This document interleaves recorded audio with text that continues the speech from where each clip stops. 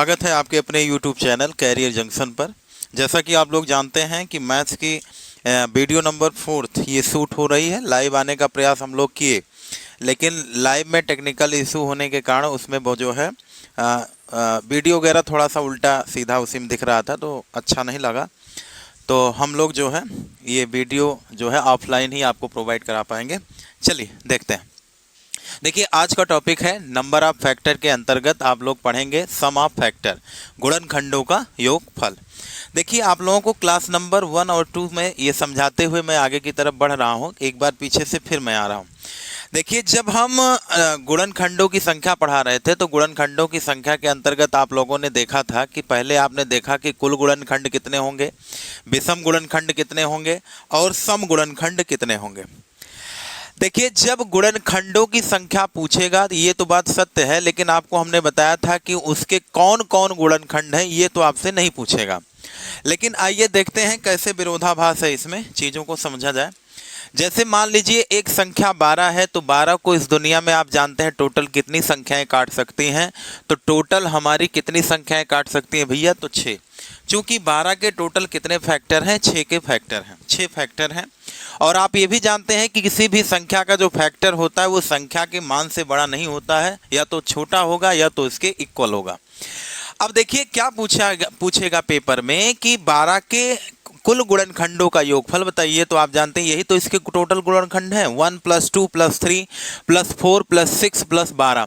और जब इनका आप योग करेंगे तो ये संख्या किसके मान के बराबर हो जाएगी, 28 के। अब देखिए वही बात को हम लिंक करेंगे जहां से ये बातें हम छोड़े थे।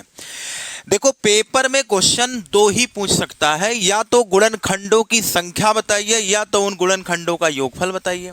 चलिए सर, आपने तो एक ट्रिक की चर्चा कर दी है कि सबसे पहले उसका प्राइम फैक्टराइजेशन करेंगे। 2 की पावर कितना कर दे, 2, और 3 की पावर 1। और आपने ये बताया है कि उसकी पावर में एक एक ऐड कर दीजिए, 2 + 1 और 1 + 1। तो ये टोटल कितना हो गया, 3 दूनाई कितना हो गया, 6। और सर ये टोटल आ गया 6, क्या गुणनखंडों की संख्या आ गई। और यहाँ पे देखिए 6 गुणनखंड हैं। लेकिन हमने कहा कि पेपर में तो ये पूछेगा कि कितने गुणनखंड हैं, तो आप 6 बताएंगे। लेकिन कौन कौन है ये पेपर में आपसे नहीं पूछता है। लेकिन सर ये बताइए, जब पेपर में ये नहीं पूछता है कि टोटल कितने गुणनखंड हैं, ये तो पूछेगा, लेकिन ये नहीं पूछेगा कि कौन कौन है। लेकिन अगर वो पूछ लिया कि सम ऑफ फैक्टर बताइए, गुणनखंडों का योगफल, तो आप बताइए जरा कि अगर इनका योगफल आपको ज्ञात करना है तो क्या गुणनखंड कौन कौन है, इनकी जरूरत नहीं पड़ेगी, तो जरूरत पड़ेगी। लेकिन आप अगर संख्याएं बड़ी होती हुई आगे की तरफ बढ़ेंगे तो कौन कौन कितने कितने फैक्टर हैं इसको तो हम नहीं निकाल सकते हैं। लेकिन शॉर्ट टर्म से ऐसे इस प्रक्रिया के दौरान हम ये बता सकते हैं किसी भी संख्या को मात्र 1 मिनट, आधा मिनट, 10 सेकंड, 20 सेकंड में कि वो क्वेश्चन के कितने फैक्टर होंगे। लेकिन अगर योगफल पूछेगा तो योगफल बिना इन संख्याओं को ज्ञात किए क्या निकाला जा सकता है, तो बिल्कुल निकाला जा सकता है। हम अब उसी अप्रोच की तरफ आगे की तरफ बढ़ेंगे। एक चीज याद रखिएगा कि नंबर ऑफ फैक्टर का कोई भी क्वेश्चन होगा तो हमेशा उसका पहले प्राइम फैक्टराइजेशन अवश्य ही करना पड़ेगा, नहीं तो उसका आंसर आप निकाल नहीं सकते हैं। अब आइए इसकी चर्चा कर लेते हैं। देखिए, अगर मैं आपसे पूछूं कि सर ये बताइए 12 के कुल गुणनखंडों का योगफल क्या होगा, तो सबसे पहले 12 का क्या करेंगे, प्राइम फैक्टराइजेशन करेंगे। 2 विधियां होती हैं। एक तो सिंपल विधि है, जैसे टेट सुपर टेट के बच्चे थोड़ा सा कमजोर होते हैं तो उनके लिए ऐसे बताया जाता है स्तंभन विधि, जैसे 2 × 12, 2 × 6 और 3 × 1 3। और जो स्मार्ट बच्चे होते हैं, जो ज़्यादा आप माइंड में ही कैलकुलेट कर सकते हैं, उनके लिए क्या कैसे करते हैं इसको ध्यान से समझिएगा। जैसे 12 को क्या बोल सकते हो, 4 × 3 = 12, और 4 को क्या बोल सकते हो, 2 का स्क्वायर, और 3 को क्या बोल सकते हो, 3 की पावर 1। और यहाँ पर भी देखिए 2 की पावर कितनी हो गई, 2, और 3 का पावर कितना हो गया, 1। अगर आपसे ये पूछे कि गुणनखंडों की कुल संख्या बताइए, तो हमने बताया सबकी पावर में एक एक ऐड करो और उन संख्याओं को आपस में गुणा कर दीजिए। ये क्या आ गया, टोटल नंबर ऑफ फैक्टर 12 के कितने गुणनखंड होंगे। लेकिन अब पूछ रहा है कि 12 के सभी गुणनखंडों का योगफल बताइए। 12 के सभी गुणनखंडों का योगफल, तो जैसा कि आप लोग जान चुके हैं कि कितने होंगे, 28 होंगे। 28 होगा इनका टोटल नंबर, टोटल फैक्टरों की संख्याओं का योगफल। लेकिन अगर हम इनके फैक्टर को डायरेक्ट निकालने के लिए सोचेंगे तो कैसे करेंगे, ध्यान दीजिएगा। यहाँ पे क्या है, 2 की पावर 2, तो हमेशा क्या करेंगे, 2 की पावर को कहाँ से स्टार्ट करेंगे, 0 से, और कहाँ तक जाएंगे, मैक्सिमम घात तक जाएंगे। तो 2 की पावर 0, 2 की पावर 1 और 2 की पावर 2 तक। चूंकि हमारी मैक्सिमम पावर कितनी है, 2, तो वहां तक जाएंगे। ऐसे भैया 3 की पावर भी 0 से स्टार्ट करेंगे और मैक्सिमम इसकी कितनी पावर है, 1, तो वहां पे हम जाएंगे 3 की पावर 1। और इनको हम करेंगे 2 की पावर 0, संख्या कोई भी हो, कोई भी संख्या या नंबर हो, उनकी अगर घात आपकी 0 है तो वो संख्या किसके बराबर होती है, 1 के बराबर होती है। अब यहाँ पे देखिए 2 की पावर 0 है तो यहाँ पे 1 हो जाएगा, 2 की पावर 1 2 हो गया, 2 की पावर 2 कितना हो गया, 4 हो गया, और 3 की पावर 0 1, 3 की पावर 1 कितना हो गया, 3 हो गया। तो 4 2 6 1 कितना हो गया, 7, और 3 1 कितना हो गया, 4, 7 चौक कितना हो गया, 28।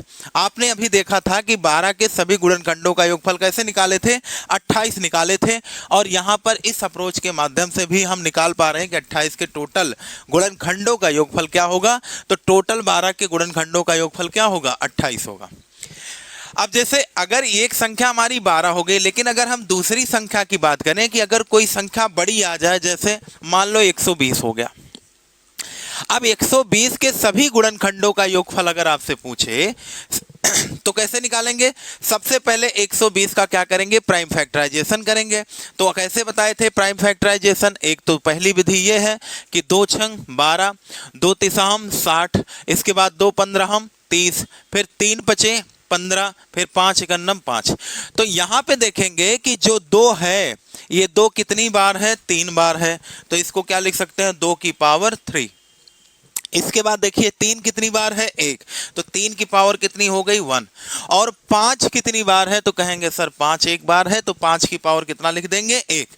अब नंबर ऑफ फैक्टर पूछेगा, गुणनखंडों की संख्या पूछेगा, तो सबकी पावर में 1 1 ऐड करते हैं और ऐड करके गुणा कर लेते हैं, तो क्या आ जाता है, 120 के सभी गुणनखंडों की संख्या। देख लो एक बार हम रिवाइज कर दे रहे हैं। अगर संख्या पूछ ले कि ये बताइए गुणनखंडों की संख्या, तो गुणनखंडों की अगर आपसे संख्या पूछेगा तो आपको बताया था सबकी पावर में क्या करते हैं, 1 1 ऐड कर देते हैं। तो 3 की प्लस 1 और 1 में 1 जोड़े 1, फिर 1 में 1 जोड़ेंगे तो टोटल कितना हो गया, 3 1 4, और ये कितना हो गया 2, और ये कितना हो गया आपका 2 हो गया। तो ये 4 दूनी 8 दूनी 16, 120 के टोटल कितने फैक्टर होंगे, तो सर कितने होंगे, 16 होंगे। लेकिन अगर आपसे ये पूछ ले कि सर बताइए सम ऑफ फैक्टर कितने होंगे, मतलब 120 के सभी गुणनखंडों का योगफल बताइए। तो जब ये आपसे क्वेश्चन पूछेगा तो ये आप कैसे डील करेंगे, फिर से एक बार समझ लीजिए। हमने बताया कि अगर सम ऑफ फैक्टर पूछेगा तो जितनी संख्याएं हैं उनकी पावर 0 से स्टार्ट करेंगे और मैक्सिमम कहां तक जाएंगे, उनकी जितनी घातें रहती हैं। तो 2 की पावर 0, धन 2 की पावर 1, धन 2 की पावर 2, धन 2 की पावर 3। इसके बाद देखिए फिर 3 की पावर 0, फिर 3 की पावर 1 और 5 की पावर 0, धन 5 की पावर कितनी हो गई, 1। अब देखो जब इसको और ज्यादा इसको सिंप्लीफाई करेंगे आप लोग तो थोड़ा सा देखो, 2 की पावर 0 का मतलब क्या हो गया, 1, और 2 की पावर 1 का मतलब 2, 2 की पावर 2 का मतलब 4, 2 की पावर 3 का मतलब कितना हो गया, 8। ऐसे ही 3 की पावर 0 का मतलब 1, 3 की पावर 1 का मतलब 3, 5 पावर 0 मतलब 1, 5 की पावर 1 मतलब 5। अब देखिए इसको जब एक स्टेप और बढ़ेंगे तो कितना हो जाएगा, 8 4 12, 12 2 14, 1 कितना हो गया 15, और 3 1 कितना हो गया 4, और ये कितना हो गया 5 1 कितना हो गया 6। अब ध्यान दीजिएगा जब इन संख्याओं इसको जोड़ोगे तो कितना आ जाएगा, 15 आ जाएगा, और जब इसको जोड़ोगे तो कितना आ जाएगा, 4 आ जाएगा, इसको जोड़ोगे कितना हो गया 6, तो कितना हो गया भैया 15 छक्का 90 और 90 चौको कितना हो गया 360।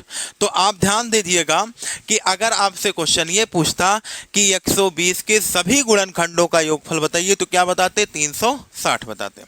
चलिए अब हम बढ़ते हैं आगे की तरफ, एक नेक्स्ट क्वेश्चन देखते हैं। तो गुणनखंडों की संख्या और उनका योगफल का कंसेप्ट आप लोग सीख चुके होंगे। एक क्वेश्चन और ले रहे हैं जिससे एकदम से आपका क्लियर हो जाए चीजें। जैसे मान लो एक संख्या क्या है, 100 है। एक संख्या आप ले लीजिए 100। अब देखिए, अगर मैं आपसे पूछूं कि संख्या 100 के सभी गुणनखंडों की संख्या योम योगफल क्या होंगे, योगफल क्या क्या होंगे। क्या क्या लिखने का मतलब यह है कि यहाँ पे आपसे दो क्वेश्चन पूछ रहा है इकट्ठे। देखिए, सबसे पहले हमने बताया कि अगर नंबर ऑफ फैक्टर का कोई भी क्वेश्चन होगा तो सबसे पहले उसका क्या करेंगे, प्राइम फैक्टराइजेशन करेंगे।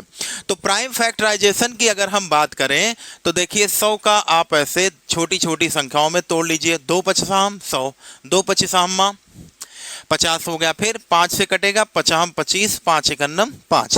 अब देखिए 2 कितनी बार है, तो सर 2 कितनी बार है, 2 बार है, और 5 कितनी बार है, 2 बार है।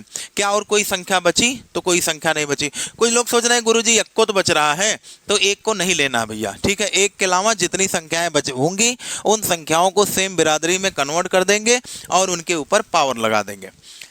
अब देखिए यहां पे क्या पूछा है, गुणनखंडों की संख्या। जब आपसे पूछ ले नंबर ऑफ फैक्टर, जब नंबर ऑफ फैक्टर पूछेगा तो हमने बताया क्या, उनकी पावर में एक एक ऐड करके जोड़ लेंगे। और जब सम ऑफ फैक्टर पूछेगा, सम ऑफ फैक्टर, जब सम ऑफ फैक्टर पूछेगा तो उनकी सबकी पावर कहां से स्टार्ट करते हैं, 0 से। अब देखो कैसे, नंबर ऑफ फैक्टर पूछा तो इनकी पावर कितनी है, 2 + 1, इसकी पावर कितनी है, 2 + 1, तो कितना हो गया, 5 × 5 = कितना, 25। इसके कितने होंगे, नहीं, ये आपका होगा 2 1 कितना हो जाएगा, 3, और 2 1 कितना हो जाएगा, 3, 3 त्रिक का 9। तो टोटल नंबर ऑफ फैक्टर कितने हो जाएंगे आपके, हो जाएंगे 2 1 3, 2 1 3, 3 त्रिक का 9 हो जाएगा। अब देखिए, अगर हम आपसे पूछें कि सर सम ऑफ फैक्टर बताइए, तो हमने कहा जो भी संख्याओं में प्राइम फैक्टराइजेशन किए हैं उनकी पावर कहां से स्टार्ट करेंगे, 0 से। तो 2 की पावर 0 धन 2 की पावर 1, और कहां तक जाएंगे, 2 की पावर 2 तक। इसमें 0 से स्टार्ट करते हुए कहां जाएंगे, 5 की पावर 2 तक। जैसे 5 की पावर 0 धन 5 की पावर 1 धन 5 की पावर 2। अब देखिए 2 की पावर 0 का मतलब 1, 2 की पावर 1 का मतलब 2, इसका मतलब 4, और इसका मतलब 1, और इसका मतलब 5, इसका मतलब कितना हो गया, 25।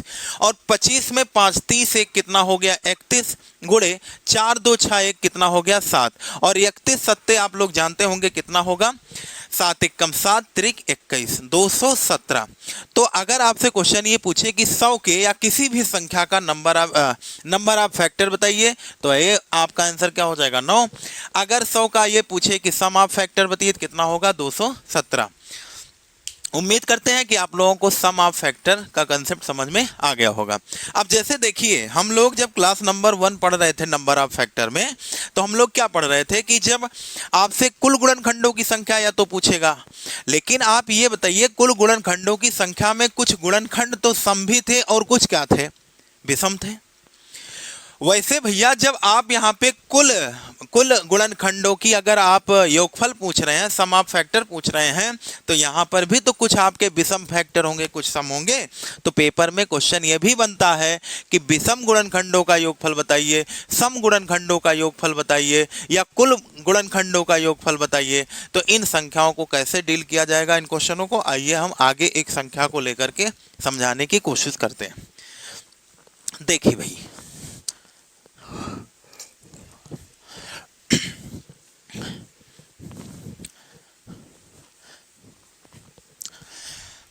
देखिए जैसे मान लो एक संख्या आपकी, कोई भी एक संख्या ले लिया जाए, जैसे हम ले रहे हैं 150। अगर 150 के बारे में बात करूं तो सबसे पहले 150 का प्राइम फैक्टराइजेशन करना पड़ेगा। तो 150 को क्या लिख सकते हो, 150 को क्या लिख सकते हो, 15 दहम्मा 150 तो लिख ही सकते हैं। इसको तोड़ेंगे कितना हो जाएगा, 5 3 15, 10 को तोड़ेंगे 2 पंचे 10। तो देखिए इसको क्या लिख सकते हो, 2 की पावर 1 गुणे 3 की पावर 1 गुणे 5 की पावर कितनी हो गई, 2। अब देखिए जैसे जैसे आगे की तरफ बढ़ेगा क्वेश्चन वैसे वैसे बढ़ता रहेगा। अब देखिए अगर मैं आपसे पूछूं सर ये बताइए कुल गुणनखंडों का योगफल, कुल गुणनखंडों का योगफल बताइए।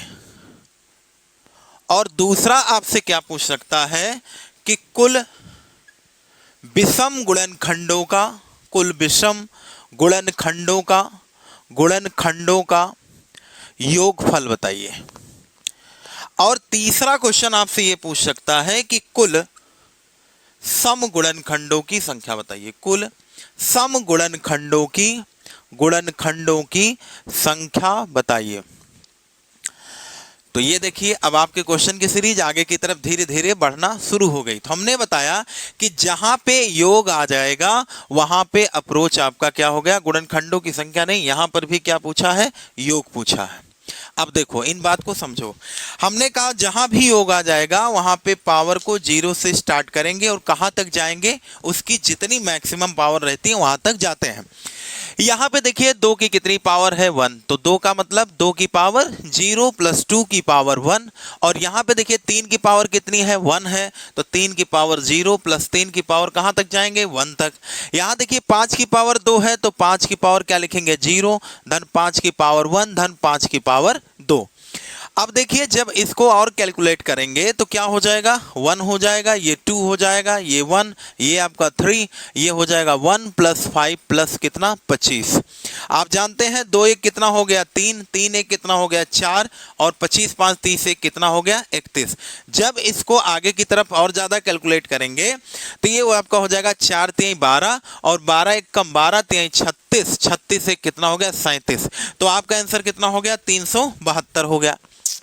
अगर 150 के कुल गुणनखंडों का योगफल पूछेगा तो कितना हो जाएगा 372 हो जाएगा। अगर आपसे कुल विषम गुणनखंडों की संख्या पूछे तो आपको ध्यान देना है, इस बात पे ध्यान देना है और इस बात पे जरूर ध्यान देना है, क्योंकि यहीं पे दिक्कत होती है बच्चों को। आइए देख लेते हैं यहाँ पे क्या प्रॉब्लम आती है। देखिए अगर कुल विषम गुणनखंडों का आपसे योगफल पूछेगा तो कुल गुणनखंडों का, अगर आप विषम गुणनखंडों का योगफल पूछेगा तो आप जानते हैं कि विषम गुणनखंडों में हम क्या करते हैं, विषम गुणनखंडों की ही संख्या लिखते हैं। और सम में तो टोटल आ जाता है, क्योंकि आप जानते हैं सम संख्या किसी के साथ गुणा होगी तो विषम को भी क्या बना देगा, सम बना देगा। लेकिन अगर मैं आपसे पूछूं कि क्या जो है विषम संख्या को अगर सम संख्या में गुणा कर दिया जाए तो क्या वो संख्या विषम बन जाएंगी, तो ऐसा नहीं है। आइए अभी चर्चा करते हैं, इम्प्लीमेंट देखेंगे, सारी चीजें क्लियर हो जाएंगे। देखिए भाई जैसे अभी एक संख्या हम लिए थे, क्या लिए थे 12, तो 12 लिए थे, तो 12 को 1 2 3 4 5 4 और कौन काट सकता है 6 और 12 काट सकता है। तो हमने देखा था कि इनका जब हमने योगफल किया था तो इनका योगफल कितना आया था, टोटल आपका आया था 28 आया था। लेकिन अब इसी में कुछ सम होंगे। अगर मैं आपसे पूछूं कि सम गुणनखंड कितने हैं तो सम 2 होगा, 4 होगा, 6 होगा, 12 होगा। तो 2 प्लस 4 प्लस 6 प्लस 12 करेंगे तो कितना हो जाएगा 12 6 18 4 8 4 12 22 22 2 कितना हो गया 24।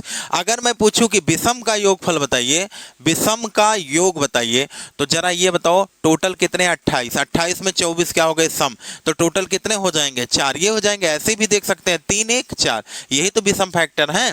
तो 3 1 कितने हो गए 4 हो गए और 24 4 कितना हो गया, टोटल हो गया किसके बराबर हो गया 28 के बराबर होगा।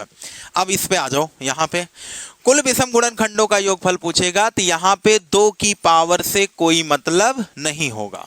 यहाँ पे ध्यान रखिएगा, नोट बना के चाहे लिख सकते हैं आप लोग, 2 की पावर से कोई मतलब नहीं होगा। 2 की पावर को हम नहीं लेंगे। क्यों नहीं लेंगे, चूंकि इसलिए नहीं लेते हैं चूंकि 2 की पावर का मतलब 2 एक क्या है, एक सम संख्या है और हमसे क्या पूछा है, विषम गुणनखंडों का योगफल पूछा। अब इसको कैसे लिखेंगे, अब देखो इसमें 2 की पावर से कोई मतलब रहबे नहीं करेगा, तो हम किसको लेंगे 3 लेंगे। 3 की पावर 0 धन 3 की पावर कितना हो गया 1 और 5 की पावर 0 प्लस 5 की पावर कितना हो गया 1 और मैक्सिमम पावर कितनी है 5 की पावर 2। जब आपसे विषम गुणनखंडों का योगफल चाहे पूछे और चाहे संख्या पूछे तो आप लोग जान चुके हैं वीडियो नंबर 1 में 2 की पावर से कोई मतलब नहीं होता है और यहाँ पर भी 2 की पावर से कोई मतलब नहीं होगा। अब इनको जब आप कैलकुलेट करेंगे तो 3 की पावर 0 का मतलब 1 और 3 की पावर 1 का मतलब 3 और 5 की पावर 0 का 1, ये 5 हो गया, ये कितना हो गया 25 हो गया। 25 5 30 एक कितना हो गया 31 हो गया और गुणे 3 एक कितना हो गया 4, 4 एक कम 4 तिहाई 12। तो 124 क्या है विषम गुणनखंडों का योगफल है। किसके 100 के विषम गुणनखंडों का। अब देखो यार, अगर टोटल आपके 372 हैं उसमें विषम का योगफल 124 हो गया, तो जरा ये बताओ 372 से 124 अगर हम माइनस कर देंगे तो कितना आ जाएगा। तो कहेंगे सर यहाँ 6 बचेगा, 6 से 2 गया कितना हो गया 4 और 3 से 1 गया 2। तो हम आपसे कह सकते हैं कि सम गुणनखंडों का योगफल कितना होगा 248 होगा। किसका सम गुणनखंडों का योग कितना होगा 248 होगा। लेकिन पेपर में अगर हमसे क्वेश्चन ये पूछ ले कि ये बताओ, डायरेक्ट आपसे पूछ ले कि 100 के सम गुणनखंडों का योगफल बताइए, तो क्या हम ऐसा थोड़े ना करेंगे कि कुल का योगफल निकालें फिर विषम का निकालें, इसमें से इसको माइनस करें तब जाके बताएं कि सम। नहीं, इसका भी एक डायरेक्ट अप्रोच है, इसको समझो। जैसे देखिए, अगर आपसे सम फैक्टर पूछेगा, सम फैक्टरों का योगफल सभी का तो ऐसे लगेगा, विषम वाले में 2 की पावर से मतलब नहीं होगा, लेकिन सम गुणनखंडों का योगफल पूछेगा तो इसमें 2 की पावर से मतलब होगा, लेकिन 2 की पावर 0 से इसको स्टार्ट नहीं करेंगे, क्योंकि 2 की पावर 0 होने का मतलब क्या हो गया 1, और एक प्रकार की क्या है विषम संख्या है, और 2 की पावर 0 क्या बताएगी विषम संख्या। तो ये बताओ, अगर आप सम गुणनखंडों का योगफल आपसे पूछ रहा है तो क्या 2 की पावर 0 उसमें जुड़ेगी, अर्थात 1 जुड़ेगा, नहीं जुड़ेगा, क्योंकि एक क्या है विषम संख्या। तो 2 की पावर को हम कहां से स्टार्ट करेंगे, इसमें तो भाई 2 की पावर लेना पड़ेगा, इसको भी काहे, क्योंकि यार देखो जो 2 है ना, ये 2 एक ऐसी संख्या है कि जिस संख्या में गुणा हो जाएगी उस संख्या को सम बना देंगे। तो इसका मतलब ये हो गया, ये बेचारे लोग रहेंगे भी इसके साथ, तो ये क्या होंगे सम जैसे ट्रीट करना शुरू कर देंगे। देखो 2 की पावर 1 है तो 2 की पावर 1 तक जाएंगे, और बाकी सारी पावर वही सेम प्रोसेस। 3 है, 3 की पावर 0, और यहाँ पे 3 की पावर मैक्सिमम पावर 1 है तो 1 तक जाएंगे, और 0 प्लस 5 की पावर 1 धन 5 की पावर कितनी हो गई 2। तो 2 की पावर 1 का मतलब कितना हो गया 2, 3 की पावर 0 का मतलब 1, 3 कितना हो गया 4, और यहाँ पे कितना होगा वो 1, ये 5, ये कितना हो जाएगा 25 5 30 1 31। तो 4 दूनी 8, 8 एक कम 8 3 कितना हो गया 24। तो यहाँ देखिए डायरेक्ट 248 आया कि नहीं आया। तो आप इन टाइप के क्वेश्चनों को ऐसे डील कर सकते हैं। अब देखिए एक क्वेश्चन और हम लेकर के डिस्कस करते हैं आपके सामने। जैसे देखो 12 को ही सिद्ध कर लिया जाए कि 12 का टोटल 28 होता है, सम का कितना होता है 24, ये कितने होते हैं 4। अब देखिए इसको 12 के माध्यम से हम आपको समझाने की कोशिश करते हैं, आप लोग देख लीजिए समझ लीजिए। फिर से मैं बता दे रहा हूं, कुल गुणनखंडों की योगफल पूछेगा तो सबकी पावर को 0 से स्टार्ट करेंगे और मैक्सिमम पावर तक जाएंगे, मैक्सिमम पावर तक। अगर आपसे विषम गुणनखंडों का योगफल पूछेगा तो सबकी पावर कहां से स्टार्ट करेंगे 0 से ही कहां तक जाएंगे मैक्सिमम, लेकिन यहां पे 2 की पावर से कोई मतलब नहीं होगा। और सम पूछ लेगा तो यहां पे सबकी पावर के मतलब होगा, लेकिन जो 2 होगा उसकी पावर कहां से स्टार्ट करेंगे 2 की पावर 1 से हमेशा स्टार्ट होगा, कभी 0 से स्टार्ट नहीं करेंगे। बाकी सारी की सारी जितनी भी विषम वाली पावर है सबको कहां से स्टार्ट करेंगे 0 से, और कहां तक जाएंगे मैक्सिमम पावर तक जाएंगे। और इन संख्याओं को आपस में कैलकुलेशन जब करेंगे तो डायरेक्ट हमारा क्या आ जाएगा सम गुणनखंडों का योगफल आ जाएगा। अब आइए 12 की चर्चा कर लेते हैं।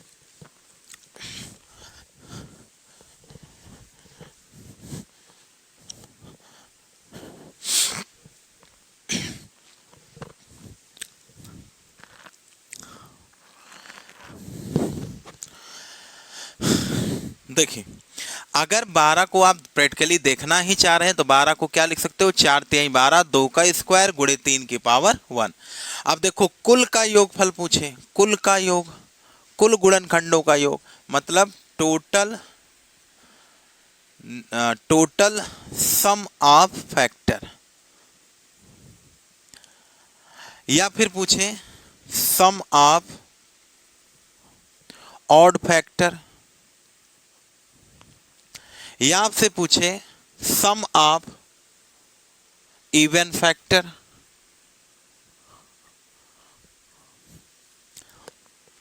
तो देखो हमने बताया टोटल सम ऑफ फैक्टर पूछेगा, मतलब कुल गुणनखंडों की संख्या पूछेगा, तो हमने कहा सब की पावर 0 से स्टार्ट करो, कहाँ तक, 2 तक जाएगा, चूंकि इसकी मैक्सिमम पावर कितनी है 2, और इसको कहाँ से 0 से स्टार्ट करेंगे, मैक्सिमम पावर 3 की पावर 1 है तो 1 तक जाएंगे, और इसको लिख सकते हो 1 + 2 + 4, इसको क्या लिख सकते हो 1 + 3, और ये कितना हो गया 4 2 6, ये कितना हो गया 7, ये तो 7 हो गया, ये कितना हो गया 4, तो 7 चौक कितना हो गया 28 हुआ कि नहीं हुआ, तो सर 28 हो गया। अगर सम ऑफ ऑड फैक्टर पूछेगा तो हमने कहा यहां पे 2 की पावर से कोई मतलब नहीं होता है, तो 2 की पावर लेंगे ही नहीं, 3 की पावर लेंगे, 3 की पावर 0 + 3 की पावर 1 बराबर 1 प्लस कितना हो गया 3, कितना आ गया भैया 4, तो यहाँ पे देखो विषम गुणनखंड कितने हैं 4 है। अगर सम ऑफ इवन फैक्टर पूछेगा तो इवन फैक्टर आप जानते हैं 2 की पावर कहां से स्टार्ट होती है, 2 की पावर 1 से, कहां मैक्सिमम पावर है 2 तक, तो जाएंगे हम। इसके बाद 3 की पावर 0, वही सेम प्रोसेस, 3 की पावर 1, तो ये हो गया 2 + 4, और ये हो गया 3 की पावर 0 का मतलब 1 + 3, तो ये हो गया 4 2 6 और 3 1 4, 4 छंग कितना हो गया 24। तो यहां भी आप देख सकते हैं कि सम ऑफ फैक्टर का जो योगफल है, सम ऑफ इवन फैक्टर का जो योगफल है वो कितना आया 24, तो शॉर्ट टर्म से भी आया और वैसे भी आप प्रैक्टिकली देख सकते हैं। इस तरीके से सम ऑफ फैक्टर का जो चैप्टर है ये क्या हुआ, यहीं पे समाप्त होता है।